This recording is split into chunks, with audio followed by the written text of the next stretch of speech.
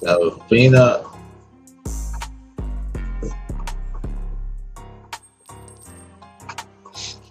uh,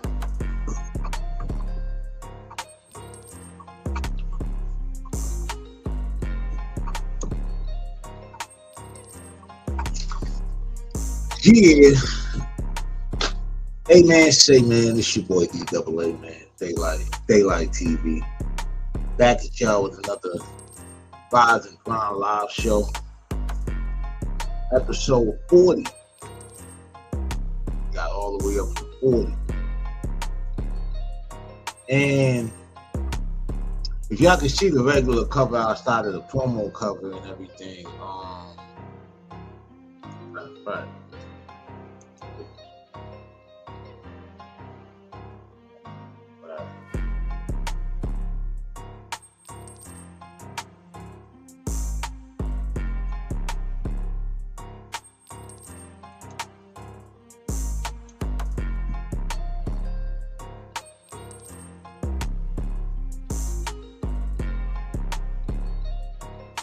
I just said, just pull up, man.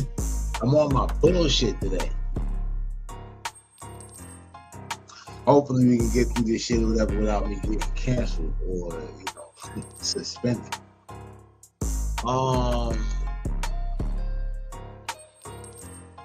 Right. I'm tripping. I ain't even load up here.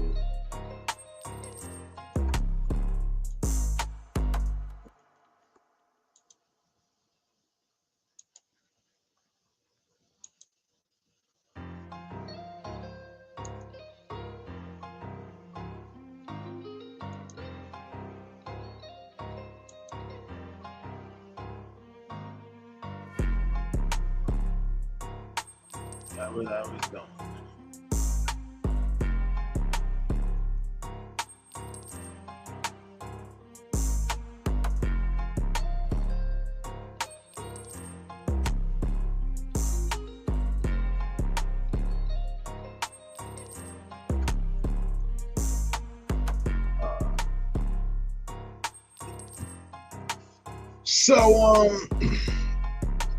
Been a minute. I took a moment off or whatever because low key, bullshit. Thinking about a lot of shit and it's causing me to kind of be off the bullshit. And low key, I be having moments or whatever and shit where I kind of get disgusted with the content creation and entertainment spectrum, whatever. All right. But let me get into that later. I'm really just gonna talk about some shit I seen on the internet. I'm not really I guess I'm reporting, but yeah, I got some shit. So first thing first, got Summer Walker, Sugar Daddy, right? So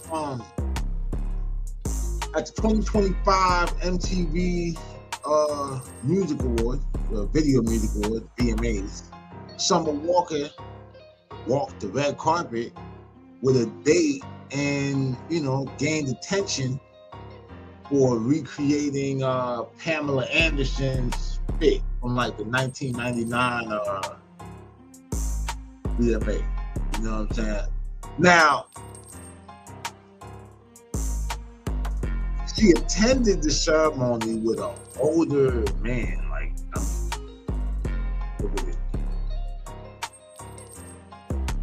you know what I'm saying? Boom, she effectively fed cotton candy on the red carpet. Give your sugar daddy some sugar, I get. That's what he in it for, right? So the internet, including outlets like the Shade Room, which is where, I saw the shit. I didn't even know that I followed the Shade Room. You know what I mean? There's enough bitches on my timeline that I don't need to follow them or whatever and shit. That's the CNN for teen bitch. You feel me? But anyway, Yeah, they buzzed about her attending the event with her new daddy. Didn't know there was a Z in sugar, but whatever. Like I said, she did the whole Pamela Anderson thing or whatever, and I guess raising her in a slut. I don't know, whatever. She wore like like the fuzzy pink hat. Well, Summer Walker wore it, Luke, but Pamela's shit was the fuzzy hat, the capris, and all of that shit with the open toe heel. Now, her appearance with the old dude, follows her highly publicized split from rapper Rico Reckless, from Chicago and everything like that. This is how you know whatever this bitch is like an opportunity. Like sometimes, like you see girls and they're moving around or whatever, and it's like they got a type. I saw something or whatever. I don't know if she really quoted this or if they were just putting words in her mouth. Because apparently, record producers, rappers, and old ass men or whatever and shit putting a lot of other shit in their mouth. So why not words? She said, fuck my type. Like, bitch, you ain't got no type. Your type is whoever paint. Whoever could, pay the rent on your little condo or whatever the fuck it is you got, or your car note, or, you know what I'm saying? Like, that's your type. Got money. You know what I'm saying? And it's cool. I mean, like, I'm not gonna school you yet, but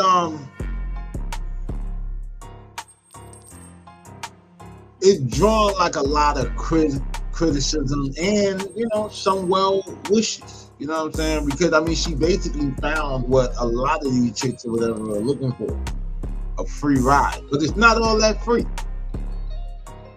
know what I mean? The VMAs were held at the UBS Arena in Elmont, New York on Sunday, September 7th. I didn't even realize that they were having that shit in New York or whatever. I probably would have went and, trolled motherfuckers and shit. During the red carpet interview, Walker mentioned that she had a special friend. Yeah, I know, nigga who's buying your pussy. With her and briefly discussed her upcoming album, Finally Over. Now, this is all I'm gonna say, bro. Y'all better get on that dude ass or whatever, like y'all got on Shannon Sharp, you hear me? Cause she went from London on the track to dealing with a dude that looked like he was around when they built London Bridge. And then you got females out here like, yes, you know what I'm saying? Because she done found a new sponsor. But imagine being Summer Walker's sugar daddy and finding out that the money that you were giving her, she used it to buy beats from her ex. This shit is crazy, man. Like, you know what I'm saying? The double standard is what I'm saying. Because if this, I don't even know what to call her.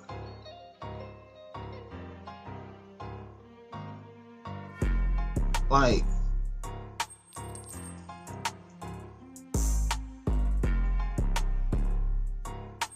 if it's like if the chick chooses to date her grandfather,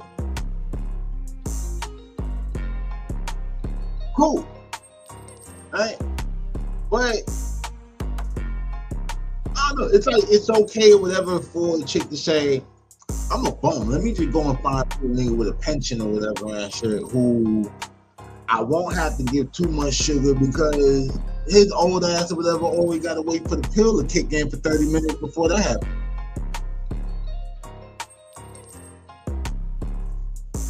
Yeah, she's a sugar baby. You know what I'm saying? Like, but I don't even care. Listen, man, if the bitch is gonna sell pussy, she's gonna sell pussy. You understand what I'm saying? My thing is that the double standard, right? Now, I personally would never don't care and shit like that because I was never really the guy that dated younger women. I was the guy who, the older bitches date. Like, I got, what do you say, like, at 41, bro, I got an ex that's almost in her 60s. 56 years old. You understand what I'm saying? Like, 56 to 57. My oldest ex. Right? And, some of these bitches were dealing with me at 17 when they were 27, 28. You know what I'm saying? All that shit. So it's always like a double standard. And I just thought that shit was, funny. But yeah, Summer Walker and her new sugar daddy or whatever. I just wonder how long it'll last. You know what I mean? Will she get married or whatever and shit and hang around until he dies and be a professional widow? We'll see. I don't even know who this dude is. And clearly or whatever, you're not that in tune with the hip hop because I don't know if you would want to fuck around some of the niggas that she fucked. Hey, more power to you, bro. You look like you're on your way out. You understand what I'm saying? Like, how much more work can happen to you? You know what I'm saying?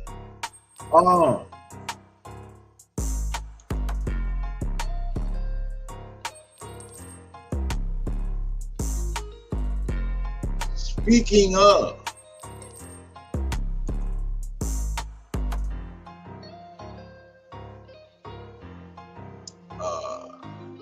shit.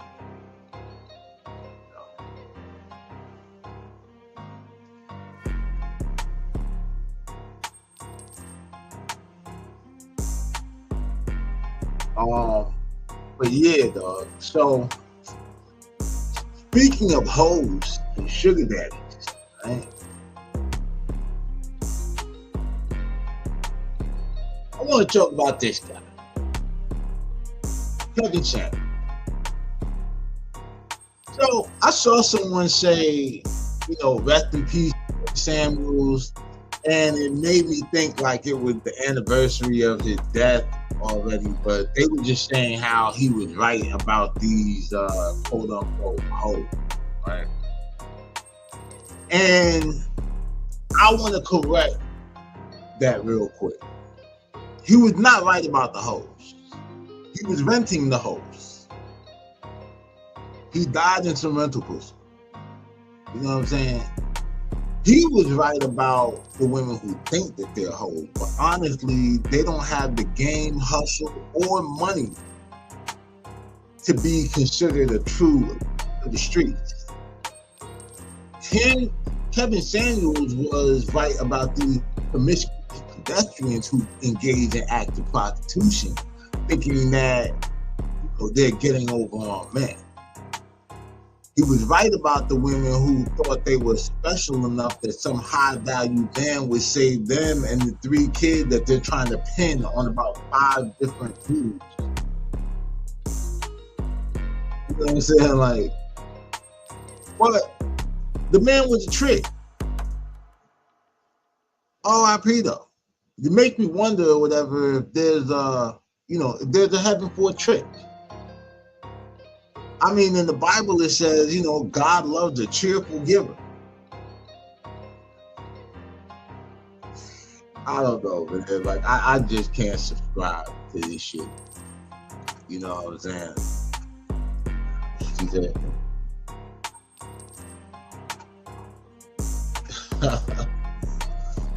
yeah, man, like,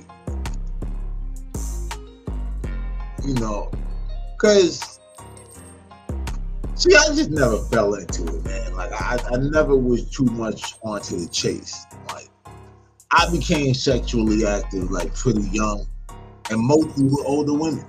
They were on their Roberta Kelly shit. You know what I'm saying? I mean, by 21, I thought everybody had a menage a trois in their lifetime. You know what I'm saying? By 26, I had lived out whatever little, fantasy I had. You know what I mean? And be honest with you, some of that shit was kind of overrated. Enjoyable, but it didn't live up to the hype of what you think it would be, you know what I'm saying, when you start pursuing it. You know what I'm saying? And I've never had to, you know, lead with my wallet to achieve this goal. It's called being two-player to be played out or played with, my nigga. You know what I'm saying?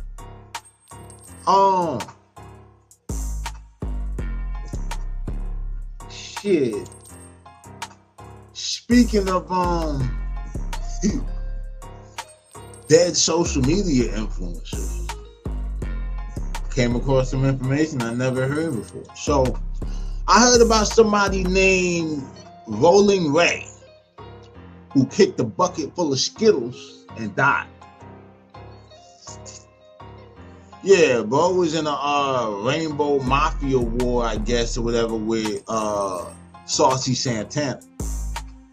You know, I don't have a lot to report on this because when it comes to Saucy Santana and shit, the only thing I know is that I don't want to know. I do have one question for y'all though concerning this or whatever, and I really just said all of this to ask this one fucked up question. Do you think it's wheelchair ramps in hell? I'm asking for an influencer.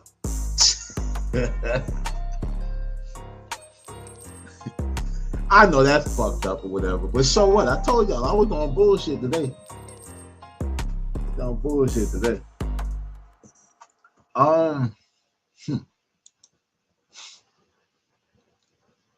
I posted my final thoughts on the BMF series. Y'all can go and check that out on YouTube. And you know, I'm looking at just looking at everything played out. I actually went back because when I was editing it, I was going through like old clips or whatever and shit, screen recording and, you know, putting them inside the edit. I just started thinking like, you know, how disappointed I was in not just the series, like how that went, but the members of the so-called, you know, family, right? I mean, after season 2, the writers started trying to squeeze too much into the storyline that chronologically didn't add up. I pointed that out. The MKs, all that shit, right? Starting with the whole war in Techwood Homes against the Haitians, called the Miami Killers, you know what I mean? And the real crew with the Miami Boys. And then they really went left with the whole situation of BMF being involved with the Jerry Lewis Bay organization, which was tied to the Moorish Science Temple in St. Louis. And it really went like that because everybody in like the whole BMF shit was so, how can I say, self-centered and trying to get as much as they personally could out of the show or the situation, that now they couldn't, like Stars or Lionsgate, couldn't tell certain stories without fear of a lawsuit. So what they did was they just watered it down with other stories to create, you know, the drama and keep people interested. I'm not gonna lie, bro. I like season 3, I was kind of losing interest. You know what I'm saying? Especially when they had that new pop, Not Short, you know what I mean, nigga in there, the Jack the Rapper shit. You know, I really just finished watching because like I already came this far, right? And clearly they left off where Meech gets into it with Wolf. And even with that being a open and shut case, they still messed that situation up. And they made it like he got cut in his neck with a bottle or something like that or whatever, when really that nigga got smoked. But, oh well. back to the power universe it is. You know what I'm saying?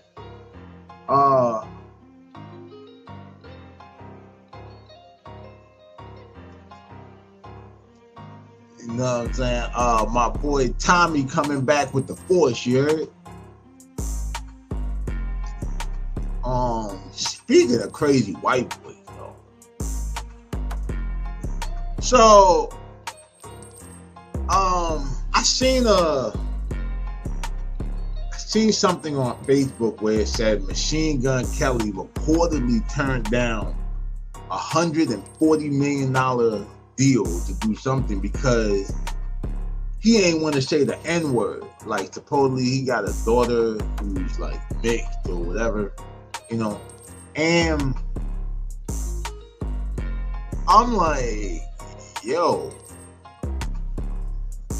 I'm gonna tell you how fucked up my mind works, right? If you're a white dude and you turn down $140 million because you didn't want to say nigga publicly, that makes me feel like you're trying too hard to prove that you're not a racist. Because if one of my white friends refuses to say nigga and missed out on $140 million, they're not my friend anymore. Because I don't hang out with idiots. I just want to be clear on that. Hold on, we got here. Yo.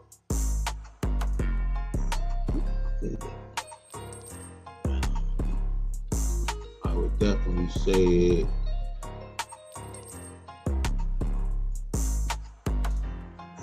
This motherfucker said I'd say it for 250 bags of chips. Okay. I mean, might end up on, you know, my 600-pound life after that. You know what I'm saying? But my thing is, though, 140 million. You better say that shit. Because now I think you're racist. And you're just trying hard or whatever and shit to put on the show for the public. I'm not playing, bro.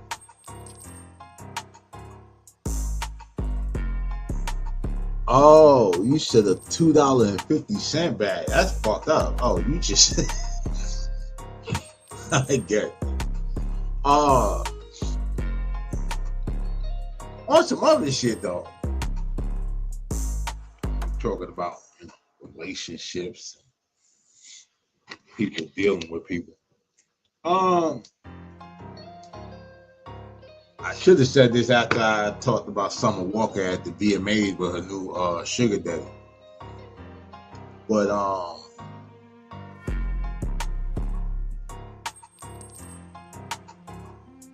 oh shit. Yo, my nigga Pudge, what up? I didn't even read the fucking name for real, bro. Ah shit.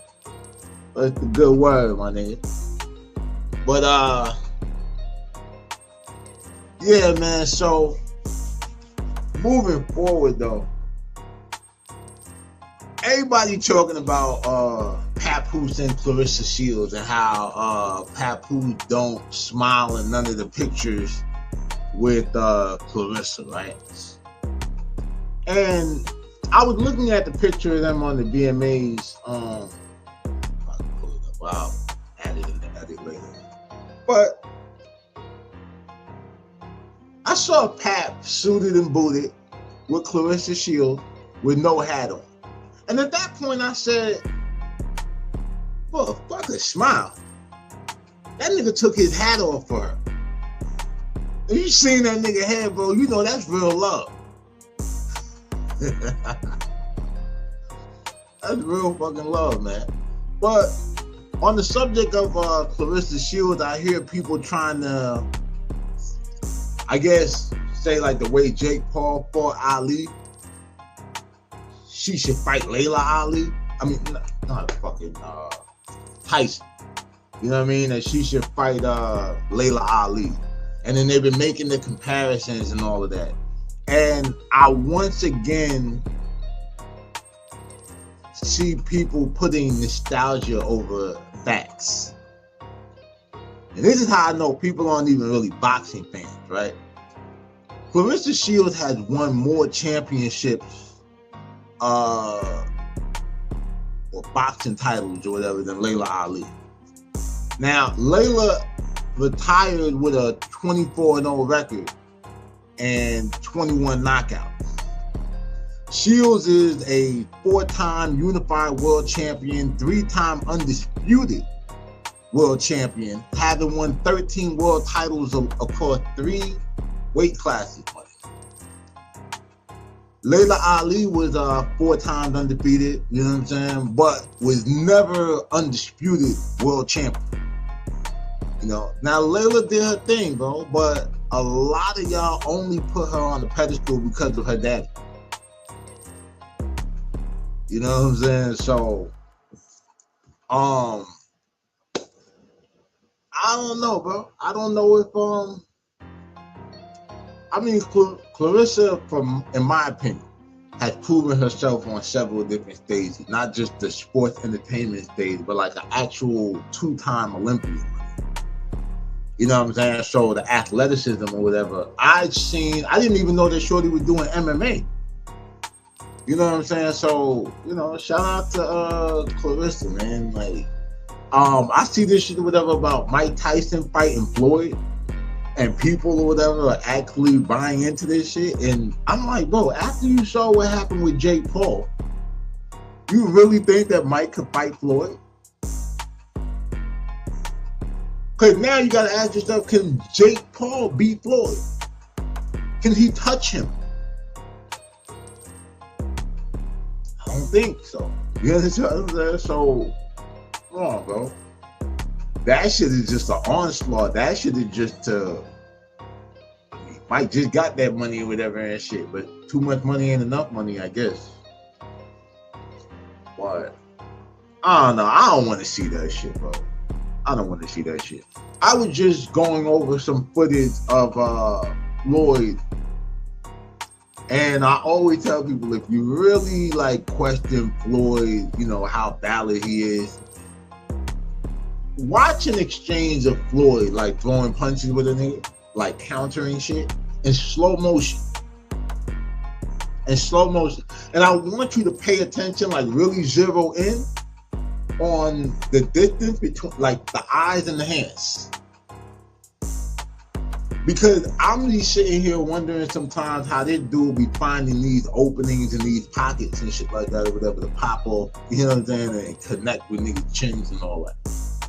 Popping dudes in the ear and all kind of crazy shit. But yeah, we got Crawford and Canelo on Saturday. I'm ready for that. Should be a good fight. Should be a good fight. Both of them niggas is, you know, still in their prime. It's not a drastic age difference, you know. Bud is only 37. Canelo is 35. A lot of people thought that Canelo was older, you know what I mean, because most people don't realize that nigga went pro at 15.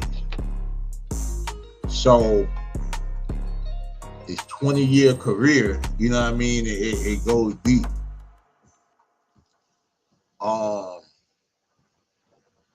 My bread on Bud. And the reason being is because you have somebody who all they need to do to switch from conventional to southpaw is feet. And yeah, you can train with a strong right-hand fighter. You can train with a strong, you know, left-hand fighter. But how do you prepare for a guy, whatever, who can be both at the same damn time?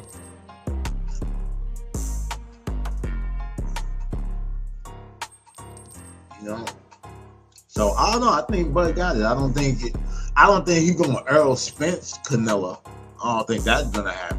If he does, like, I'd be kind of shocked. But this is It did. Like I seen a lot of people trying to try to shortchange Bud or shortchange Canelo, and I'm like, bro, this ain't that. You can't shortchange any of these. You know what I mean? Any of these dudes. Like, you know what I'm saying? Like they really with it. And you know, Bud a real fighter. Like he got power. Canelo got power, but Bud Crawford got like a super boxing IQ. It's like from day one, this nigga has trained his mind to be, you know, that nigga. You feel me? Shout out to Bud and Canelo, man, on Netflix. Shit, Netflix done took the whole boxing game from Showtime. Wow. But yeah, who y'all got, man? Who y'all think of whatever gonna take it?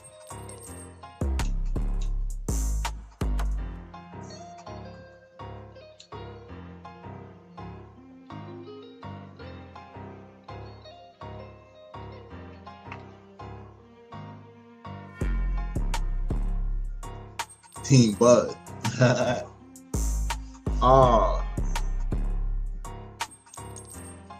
Yeah, like I told y'all, man, I was on my bullshit today. I didn't like lay the whole show out how I normally be on it. Cause I be feeling like people expect me to be like warm, loving, and cuddly, you know, wanting shit from you that you never like. You ever have somebody want some shit from you that you never had? You know what I mean? Because I was posting some shit on, like, you know, social media, and you know, motherfuckers will hit me up. And like, you see, the crazy shit about it is most of these motherfuckers will never like go in the comments and say anything, like, because they know deep down inside they know me. You understand what I'm saying? Like, I'll just tell your ass or whatever to block me and keep it pushing.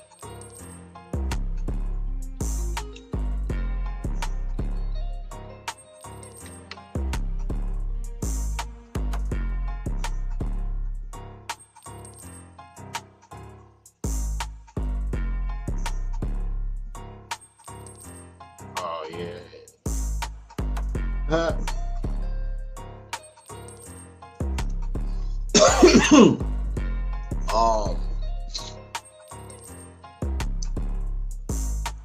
But you know, somebody on Facebook or whatever was saying, like, you know, should be nicer, or like I'm mean or whatever and shit. I'm like, motherfucker, I'm not mean. I don't think I'm mean. You know? And the thing about it is, too, on Facebook, even if I am mean and shit like that, I post on Facebook because it's mostly like people I know personally on there. And I don't really fuck with them like that because they don't really fuck with me. It's just that, well, they know I don't really fuck with them or whatever and shit because I don't bother. You know what I'm saying? But they don't fuck with me either. But I think it's just like some people just have to put on the show, I guess. For what? I don't know. And for who? Definitely not me. I'm not even watching. You know? Now, I be popping my shit, posting what's going on, and, you know, to show, and to show people that I do rock with on there who are in a similar space or whatever, or, you know, do what I do as far as music or content creation. Just showing that you don't need the support of the people you know to, like, gain success or notoriety or whatever for what you're good at. There are real supporters out there who don't even know you and won't ask for a discount either. You know what I'm saying? I personally, like, well, yeah, the shit was that the person said I was an asshole, right? And I never said I wasn't.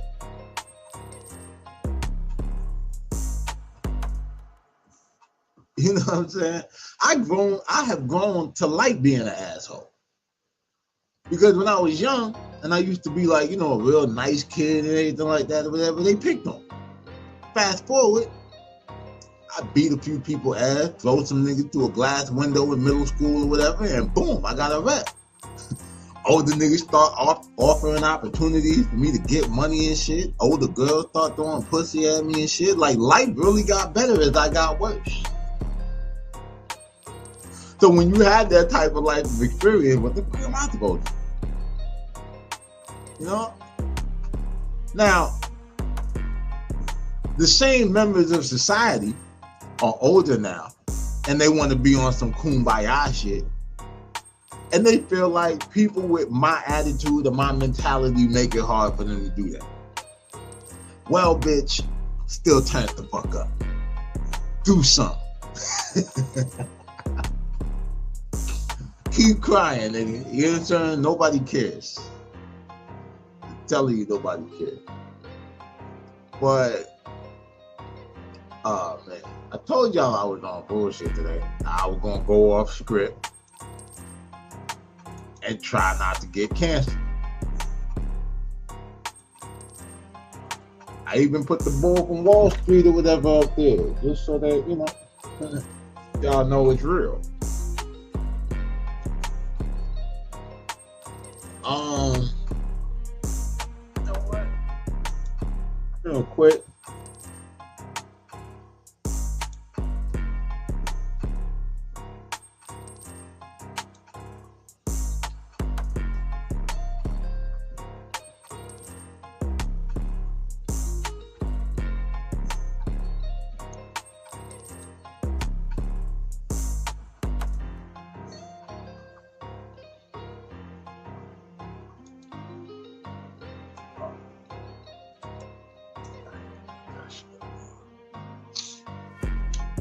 Oh, what the hell?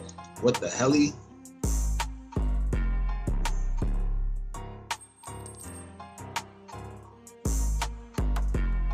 I'm annoying.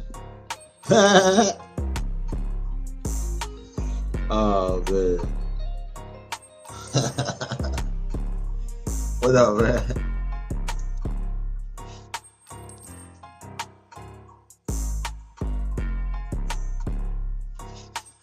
I am. I could be annoying though. I know that. I think my problem is nobody ain't stopped me yet. But yeah, I don't know why. For some reason, I didn't even know you smoke. I just don't be paying attention. We had that conversation and shit.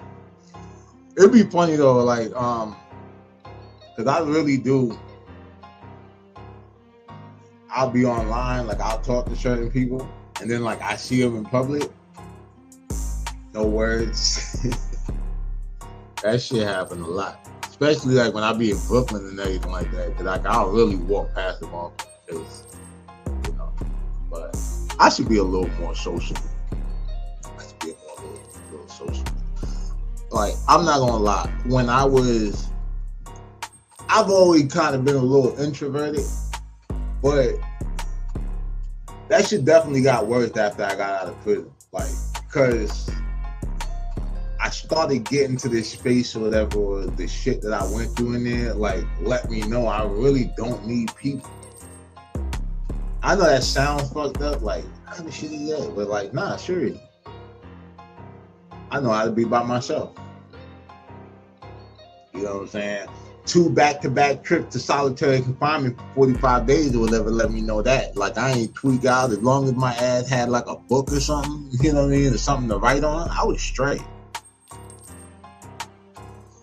Baby True, what up though, Mafia?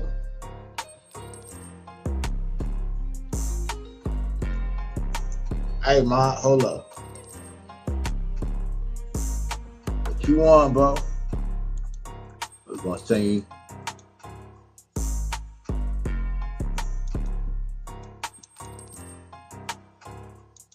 Baby True BMF in the building.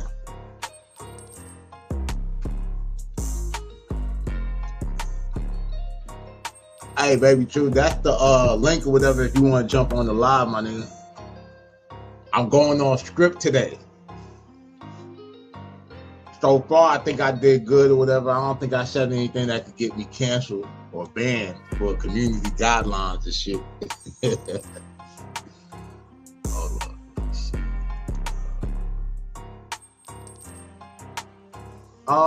Oh yeah, but I was gonna show y'all this shit though. Watch this. So we gonna look at some shorts or whatever real quick. Like I said, we freestyling for today.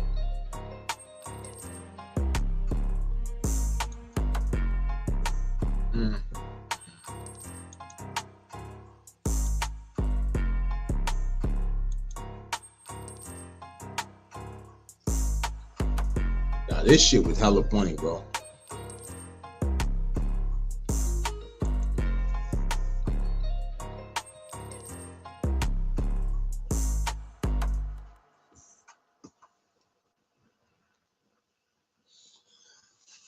It's cool.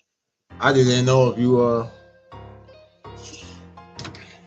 already know.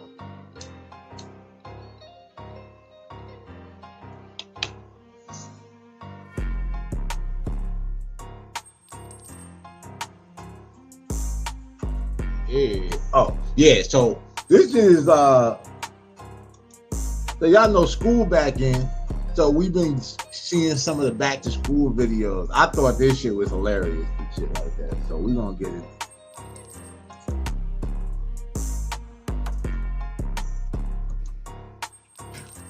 So y'all want to tell the world why it's only the second week of school and y'all kicked off the damn bus already? Let's start with you. What's the issue? No, because this boy was sitting behind us and he kept on tugging on my hair. So I told him to stop and he kept on acting like it wasn't him. So I kept on telling him to stop. He didn't stop. So okay, if that's all you did, then how he get hit? Now, just some old school shit. Go through this. Normally, when you're a little kid and another little kid like kind of mess with you like that, it could be one or two things. Like they could just be some little assholes and shit. You know what I mean? Little asshole versions of their parents. But sometimes it could just be a crush. You know what I mean? Just as a little kid, you don't really know how to process that shit. You know what I mean? And say, oh, you know, but or you know, express that you like somebody.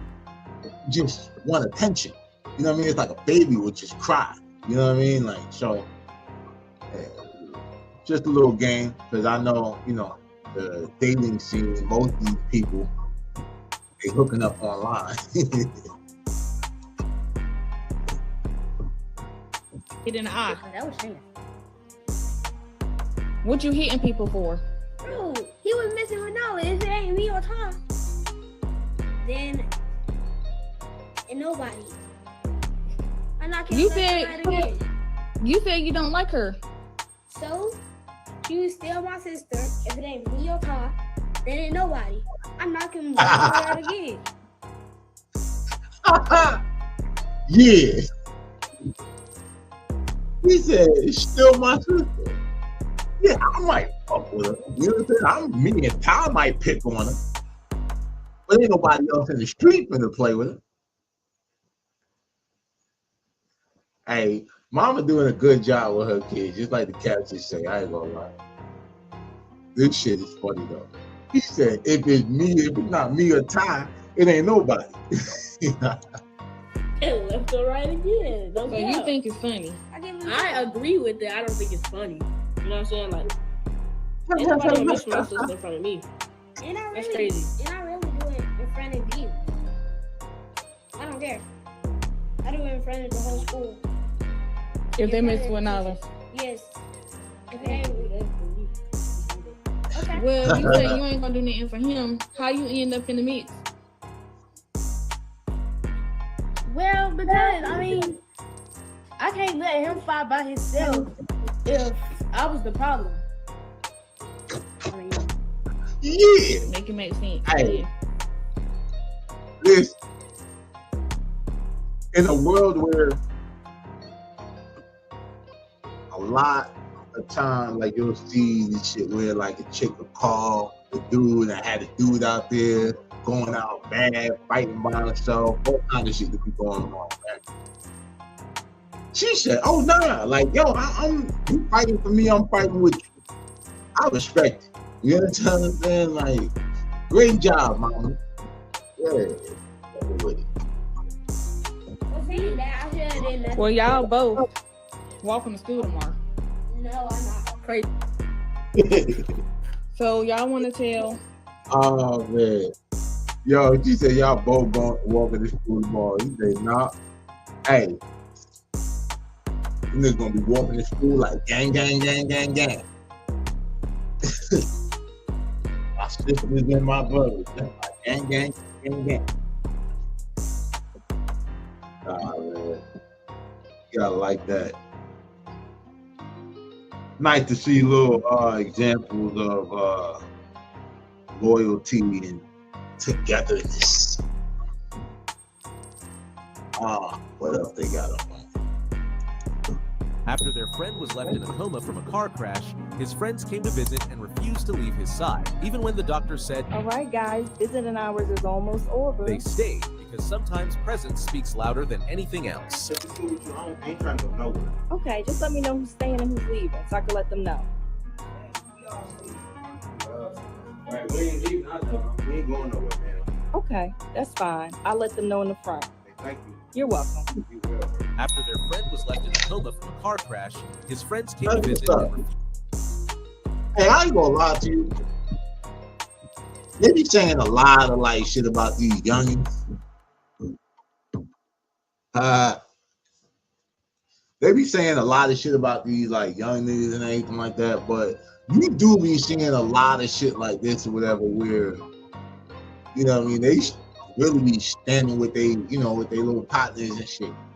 You know, it's just sad, and that's the shit that makes it sad when you start seeing the stories of the back doors and all that shit.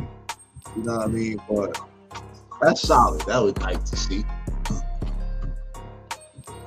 If you can touch the wall like this 100 times every day, then your upper ass will be very defined. If you can touch the sides like this 100 times every day, then your obliques will be very defined. If you can alternate your elbows left and right like this 100 times every day, then your V-line will be very defined.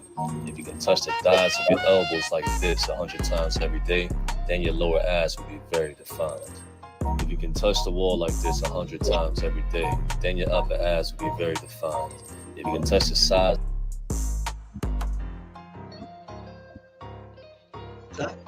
Add that into the routine. See how I end up next song. Tell me, do you love me? Can I be your Valentine? Red rose, I suppose, like that name was Caroline. Kiki, do you wanna see me? Chestnut, checkers, checkmate like BG. Blowing on that good gas, Chevron or BB. Game time, big homie, big dope, straight K9. Tell me, do you love me? Can I be your Valentine? Red rose, I suppose, like that name was Caroline. Kiki, do you wanna see me? Chestnut, checkers, checkmate like BG. Blowing on that good gas, Chevron or BB. Game time, big homie, big dope, straight K9. Tell me. No screaming. Shit like that nigga sound like he trying rap. I was born in prison. I am the daughter of a slave. Y'all talking about 1619. I'm talking about April 15th, 1978 at Corona State Prison for Women. My mother birthed me shackled and chained with no other options. So I am the descendant of a slave and I owe her. I aged out of foster care in prison at 17 because everybody didn't have a good place to live. So some of us chose different options. I tried selling drugs for 9 hours. That was not for me. But I found that bank robbery was, and it was a really good job and it had really good benefits and it helped me take care of all my whole community. So I gave California a 5-year run for what I knew. Yo! Oh shit! Yo! Hey, yo! Yo, she said, I tried to sell drugs for 9 hours. It wasn't for me. I tried bank robbery, and it was a great job with great benefits to help me pay my bills and lights and all this shit for the whole community. So wait. So that being said, let me just say this. I don't know what your mama did, right? But if whatever in you let you rob a bank, if you got that from her, your mama wasn't a slave. Your mama was an inmate. Nigga, but I went to prison for selling drugs. I didn't consider myself a slave. I made a choice to do some shit that I knew was illegal. And I got caught. But I get it though. Like, you know what I'm saying? Like, but you were born in bondage. You understand? Or you were born to somebody in bondage. Because it ain't like you stayed in it. I mean, you just went back. You know what I'm saying? Like, back to the crib. Yo, that shit crazy, yo. The way she said that, she meant it. And they gave me a 6-year sentence, and I said, I'll take it. But what I got in prison was post-traumatic prison disorder. That's right. I don't have post-traumatic stress disorder. We did not go to the military. That was a whole different war that nobody could get us ready for.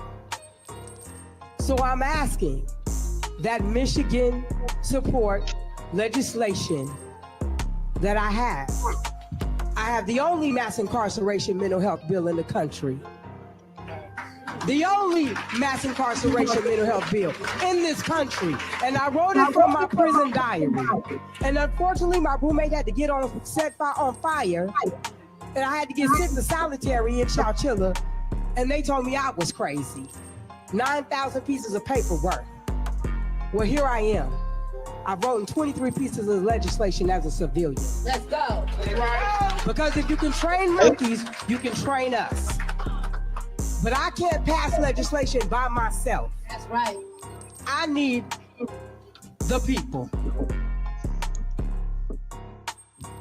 Damn, okay.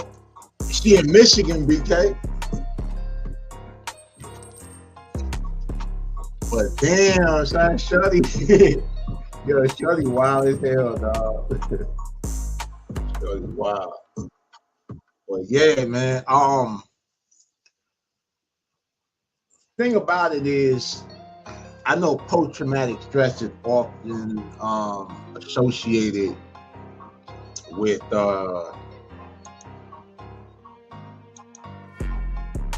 I know that shit is often associated with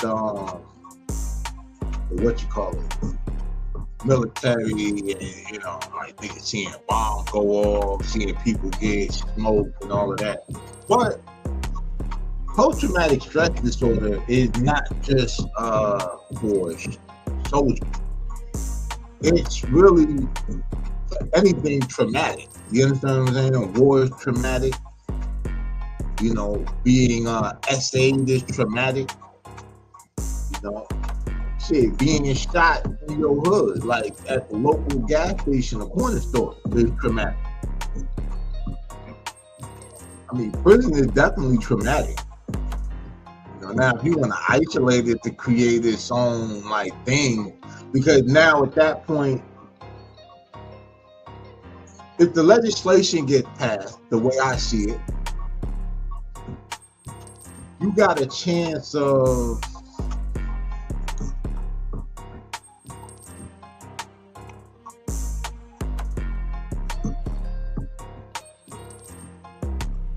oh yeah, if anybody could do it, you could definitely get it done and possibly get it passed. For real. You know what I mean? But what you call it?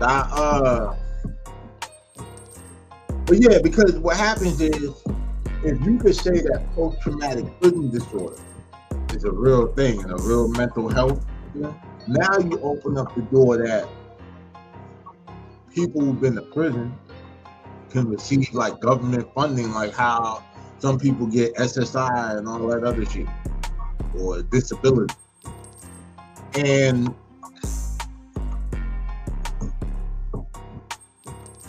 if that happens at the rate that we incarcerate people in this country, and particularly people of color,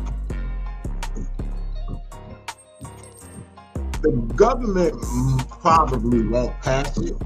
You know what I'm saying? Like, I mean, it could be voted on, and then, you know, I don't know. They gotta decide whether or not they're gonna give the constituents what they want. You know what I mean? Because it's gonna come down to the taxpayers who actually, like, it's gonna come out of their paycheck or their earnings and all of that other shit. And then also, if they did that, more than likely they would change how they deal with crime. You know what I'm saying? Because now sending people to prison, you may have to give this motherfucker a check later. Unless they decide or whatever that the check that we give them and the amount of money that we can make off of them or whatever once they go to prison is insane. And then you would have to be released from prison in order to get out. So they might just say, well, shit, go forever. That's a slippery slope. I don't know. You know what I mean? But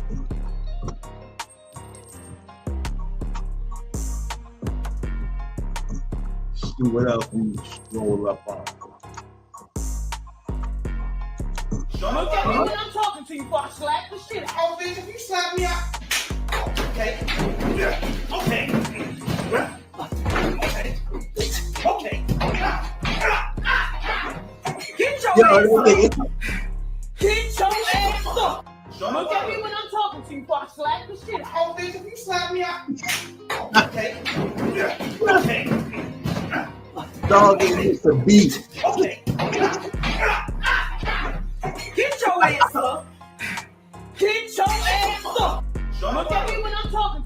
This little boy was walking to the market with his mother late at night when he saw the police officers working for his country. Wanting to show his appreciation, he asked his mother to buy 5 bottles of water. His plan was to help the tired officers quench their thirst after a long day. Together, they handed out the waters one by one, and some of the policemen even sat down to drink and rest for a moment. When it was time to go home, the boy asked if he could take a picture with the officers. Why did this kind child only get 2 likes? This little boy was walking to the market. Whatever. No comment.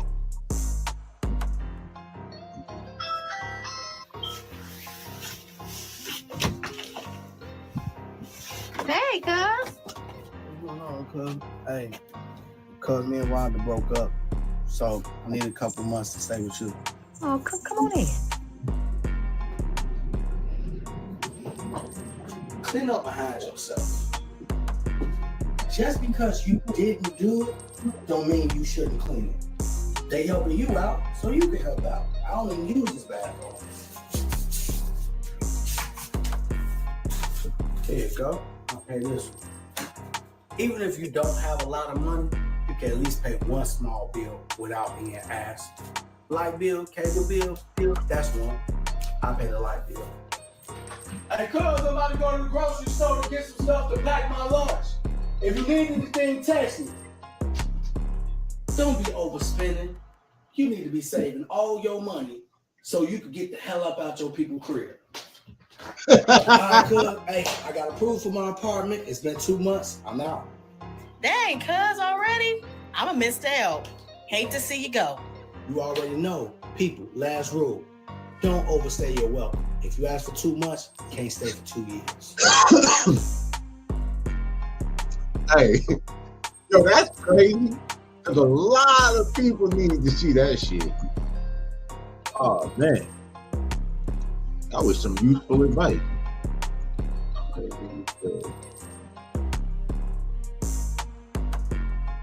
And a new job with better benefits.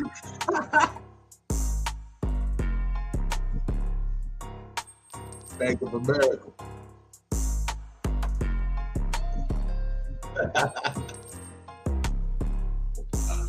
A plum tree don't eat plums. Listen to this. A pear tree don't eat pears. All they get is water. Cause the fruit ain't for the tree. The fruit is for people who pass by. Your gift ain't for you, which is why you can be depressed at home and be on the phone giving other people a word that'll flip their life.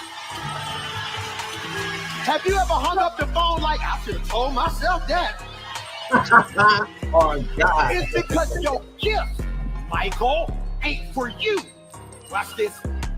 Wisdom is a plum tree don't eat plums. Listen to this. A pear. Hey, that's hard though.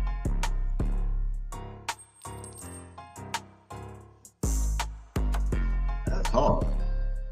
That band show or whatever have sat here and been on the phone going through all kind of shit. I mean, fuck the phone. I'd have been like in a bad little predicament, probably took a L or something, and still passed the plug on to somebody else that put bread in their pocket. Now, some people turn back around, you know what I'm saying? Like, show some love, you know what I mean? And some people kept it pushing. Maybe they paid it forward in another way. What's up, Mr. Anonymous? You still on here?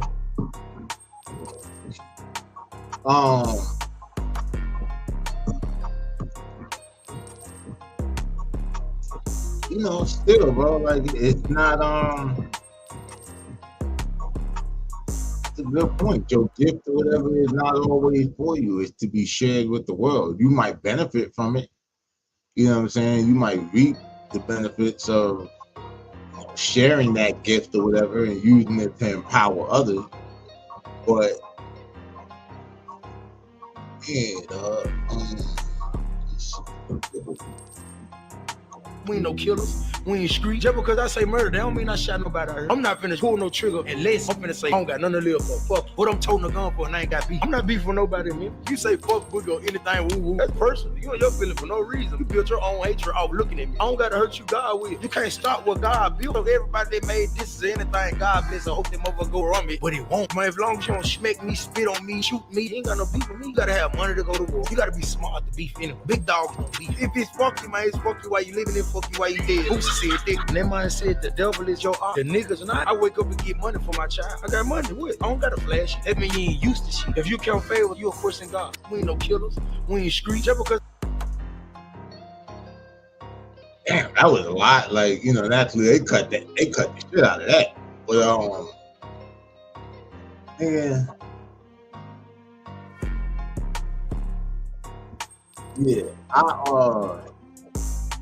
to that point, kind of like the mood I had, you know what I'm saying, like today and shit, like, not that I was just on my bullshit.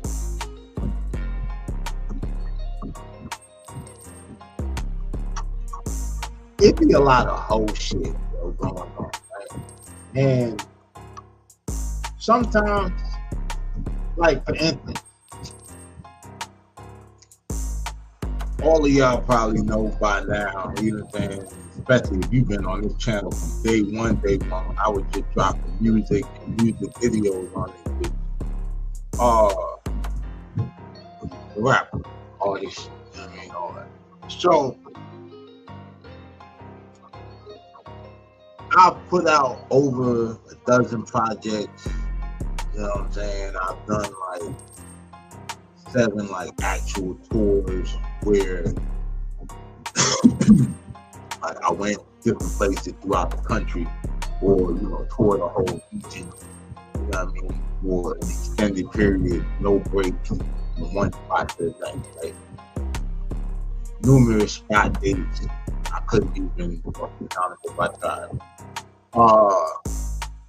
And you know, it's like I did my thing, you know what I'm saying? I made my profit. By profit, I mean like I might have put,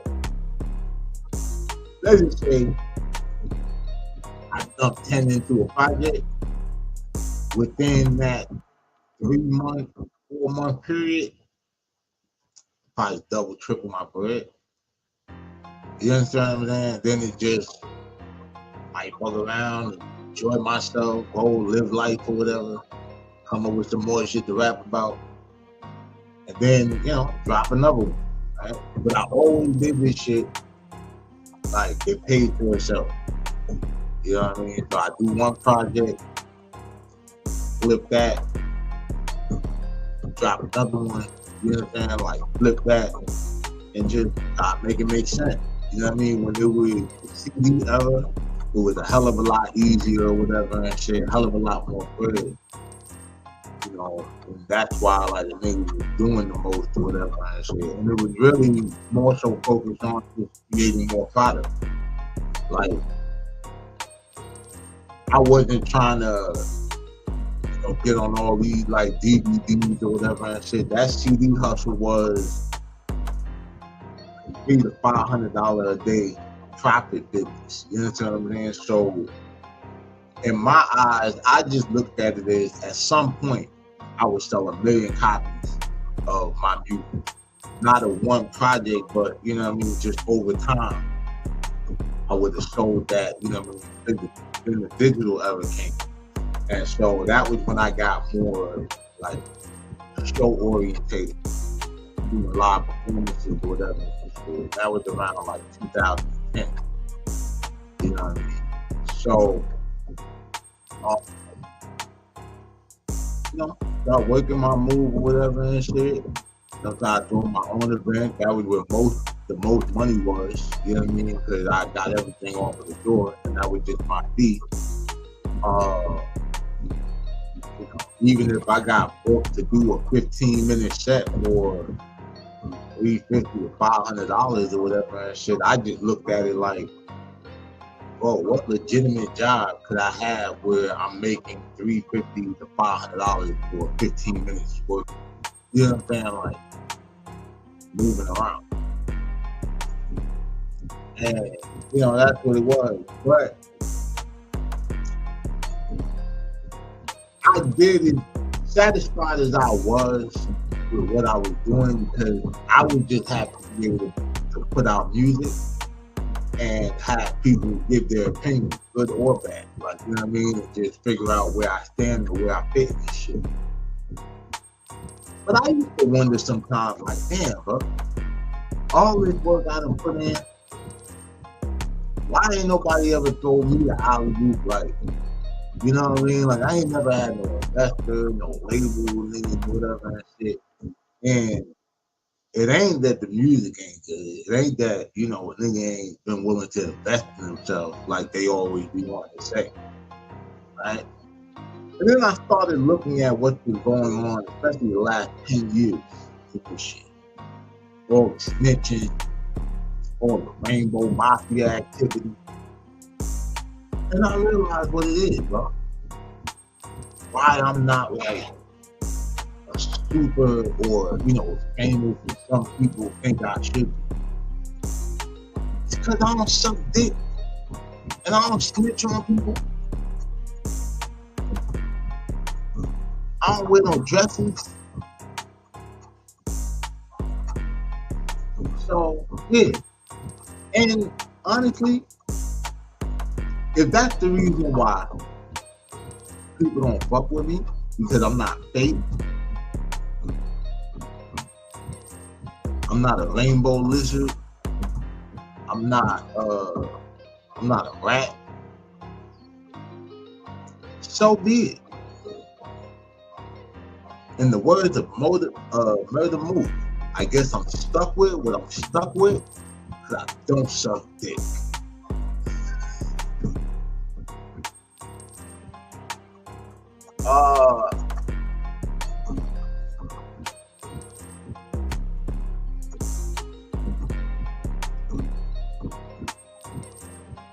Bro, yeah, bro, like I don't, you know what I mean? And I'm good with that, bro. Like, even to see how some of these niggas is turning out, baby truth, I'm glad I don't have no pictures with these niggas. I'm glad I don't got no features. I ain't gotta explain like, hey, yo, you got that, nigga, whatever. Cause everybody I got a song with or whatever is really like my people. Like even like outside of rap, I would still be fucking with niggas trying to figure out, you know, how we could get to it. You know what I mean? That's from New York, you know what I mean, to Atlanta, to Detroit, Texas, Cali, nigga. You know what I mean? Like, so, Canada too, what up? You know what I mean? So, I don't know, bro. Now, all of these niggas, like, it's Young Thug shit. I was trying to watch that 2-hour interview with Big Bang. I just kept getting nauseous. For one, I just think it's crazy or whatever how a nigga who did all that suspect shit, like wearing dresses, saying he's smoking dicks, calling other men hubby and bae, and, you know, all that, bro. Talking about what a real man is. There ain't nothing been manly about your ass since you started. Going to jail don't make you a man. They got a bunch of cross-dressing ass niggas in there too. Got a bunch of bitch ass niggas in jail too.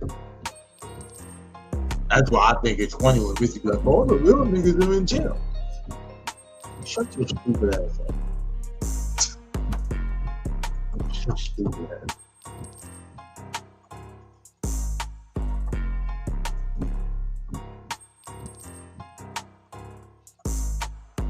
Yeah, bro. Like, and then I seen it with like a second part that was only like 20-something minutes left. I did get like an hour to do it, bro, but I just couldn't. I was tired of that shit, bro. That nigga is a girl. Because I don't care all that emotion shit that you was feeling and all that or whatever. And I don't even care about your jail conversations with your girl, you know, backbiting niggas on the fingers. I don't care about that. But you know what? Them niggas put themselves in that position or whatever when they align themselves with a nigga who did all of that suspect girly ass shit. So now that this nigga, bro, the nigga dressed like a girl. He do shit that girls do. He paint his nails. He come up with pet names or whatever and shit for men. Like, you understand what I'm saying? Like, so how could a nigga do all that girl shit? And then you be surprised that he's on the phone gossiping like a bitch.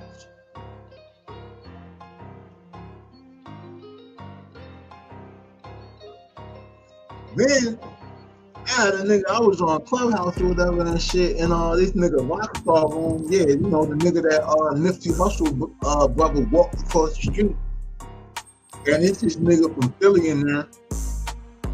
I guess he's supposed to. I ain't know. But anyway, the nigga, he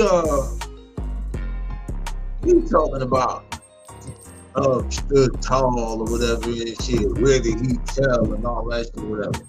Listen, I don't know what streets you niggas is from, or you know what kind of niggas y'all was in tune with, per se.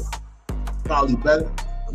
But the caliber of niggas I grew up under, let it hit the street that your ass was in the interrogation room for 2 hours or whatever with no lawyer.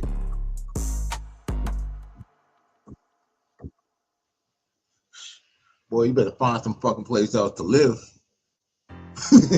before they find you one.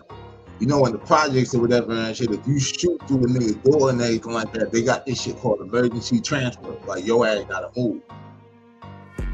Fuck around and end up in the ops hood for real. So, yeah, man, like, that is the shit that had me thinking or whatever and shit. Like, yo, all these niggas is like, look at those rats, rainbow mafia members, you know. So, hey man, if that's what the industry's like, if that's what the fans are into now, whatever and shit, cool, bro. I don't even want you to tune in. You know what I'm saying? Like, for real. But I could do some childish shit right now. I thought he was good to do that. But yeah, man, that's what I got for today. Those are my thoughts. Real quick, I'm supposed to be dropping Get Rich or Die Mobbing tomorrow, but not even anything bad, bro. Really, I got an opportunity to do a little more marketing and press for it. So we just kind of moving some things around. And then also, the reason for me doing the whole like spin off on the 50 shit was kind of aligning with the 20th anniversary of the Get Rich or Die Trying movie and soundtrack. You know what I'm saying? Like, which is part of the reason why, like, on the promo art or whatever and shit like that, like you'll see the actual Daylight TV logo. You know what I mean? Just because a lot of these records are gonna tie into like content and everything like that. So I just found a cool way to cohesively match YouTube content and they were doing the music or whatever and creatively have it make sense. So I will be making the official announcement for when the joint will be dropping. In the meantime, in between time, I'll be dropping more singles off of the joint and getting the videos and all of that together and all, So that's it. I've been swamped with, the YouTube shit. And this is episode 40. So my original plan when I started live streaming in the morning was 40 days and 40 nights, right? So I was going to do 40 shows for the morning, the Rise and Grind live show, and then I was going to try nighttime, like an evening show. The thing with the evening show is I'm not necessarily sure if I am going to do the evening show every night, like Monday through Friday. But basically to see what gets the most response. Like I get shout out to everybody that be pulling up or whatever and shit. It'd be a sizable. It'll be a cool amount of flow and everything, and then I'm able to chop up the content, edit it, and actually give y'all the interviews. Because when I be doing these shows, I actually be writing them out, like or at least taking notes rather, just to stay on cue and make sure that. Unlike these other niggas, you might watch a 10-minute video and just hear a whole lot of nothing. So. That's just what I be on or whatever, trying to, deliver the facts, debunk all of the rumors, the satire, like sites and all that shit. So, yeah, after this,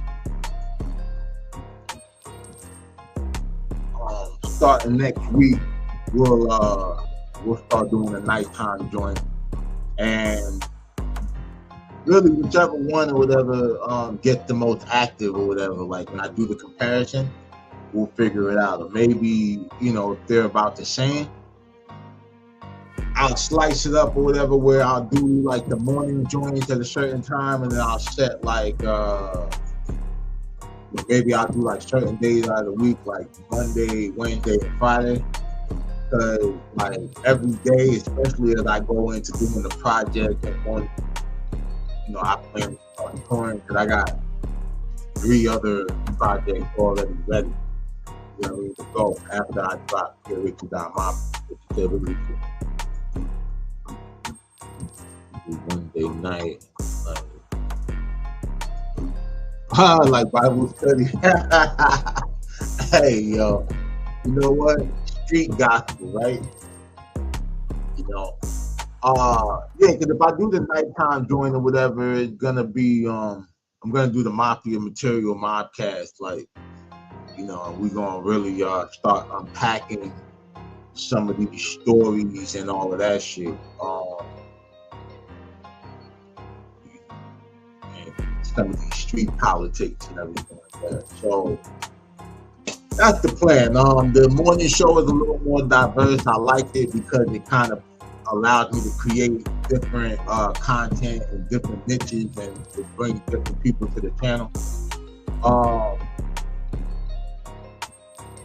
You know, we growing, we up another 100 subscribers, and I haven't even like ran any ads like myself or whatever like on the channel. So all of this is, as they say, organic.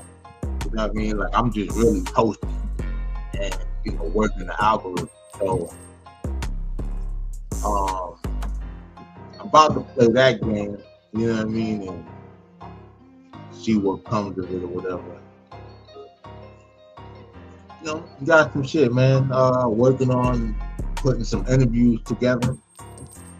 That's gonna be fun, you know what I mean? And yeah, man. That's what I got for today. That's my update. So yeah, if I do go on live tomorrow, it won't necessarily be for the show. I'll probably just be, you know, breaking some shit down. But stay tuned for more videos, more content. Also, this switch will give me time to get back to the Mafia Material profile pieces, because as of right now, no matter what I post, the first 6, 7, I think we're at 7. I think we're at 6 Mafia Material. Yeah, them shits is doing the most, you know, the most numbers and shit still. You know what I mean? That T Stucky is over 30K. I haven't even like checked it or whatever. Like, shit, we might be around 35 right now. Dawood Bay from Philly, that shit is over 20. Alizo Adam is about, I think it's around 12 and 15,000. King Tut, which is where it all started, I think that might be between 10 and 12. And I got the Anthony Jones join out now from Baltimore. They was on me because I called him the real Marlo Stanfield or whatever, and come to find out, Marlo Stanfield is split, like it's based on 2 characters.